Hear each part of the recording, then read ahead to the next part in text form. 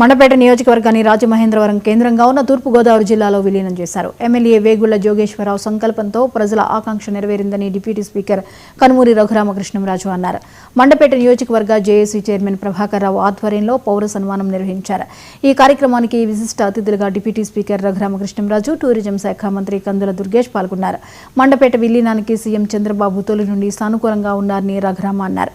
ప్రజల ఆకాంక్ష సాకారం కావడంతో కనీవిని ఎరుగని రీతిలో పౌర సన్మానం జరిగిందని టీడీపీ జిల్లా ఉపాధ్యక్షుడు సాయి కుమార్ ఆధ్వర్యంలో ఎమ్మెల్యేలకు స్వర్ణ కిరీటాన్ని అలంకరించారు.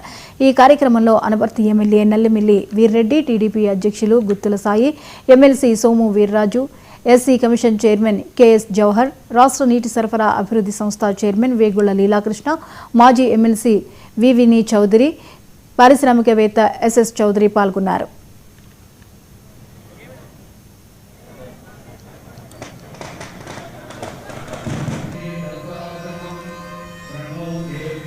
శాసనసభ్యులు కోనసీమ జిల్లా మిత్రులను అడుగుతా ఉన్నాను, మీ యొక్క రైతాంగానికి మద్దతు ధరకి కొనిపించే బాధ్యత, ఒక్క రూపాయి కూడా తగ్గకుండా కొనిపించే బాధ్యత నాది.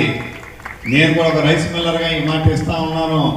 కానీ మీరు చేయవలసిన పని ఒకే ఒక్క పని, ఒక ముఖ్యమంత్రి గారికి ఒక లెటరు, సివిల్ సప్లైస్ చూసి నారాయణ మనోహర్ గారికి ఒక లెటరు, మాకు ధాన్యం కొనుక్కోవడానికి పక్క జిల్లాలకు కూడా మాకు అనుమతి ఇప్పించమని చెప్పి అడిగితే మరి వాళ్ళు ఇవ్వడం లేదు. కలిసి ఉన్నప్పుడే అభ్యంతరం పెట్టారు, కలిపి ఉన్నప్పుడే అభ్యంతరం పెట్టారు.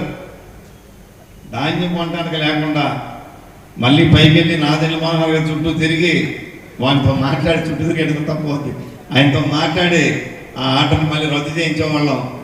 జిల్లా కలెక్టర్ గారిని పట్టుకొని అనేక పర్యాయాలు ఈ సంవత్సరంలో 5-6 సార్లు మన మండపేట మిల్లర్స్ ఎవరు కూడా, మండపేట నియోజకవర్గ మిల్లర్స్ ఎవరు కూడా ఆ 5 నియోజకవర్గాల్లో కొనకూడదని చెప్పి పెండింగ్ పెట్టిన సందర్భాలు అనేక.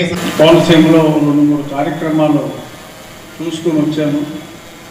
అక్కడ ఎంపీతో, 3 ఎమ్మెల్యేలతో కూడా, సోదర ఎమ్మెల్యేలతో మాట్లాడుకుంటూ వస్తే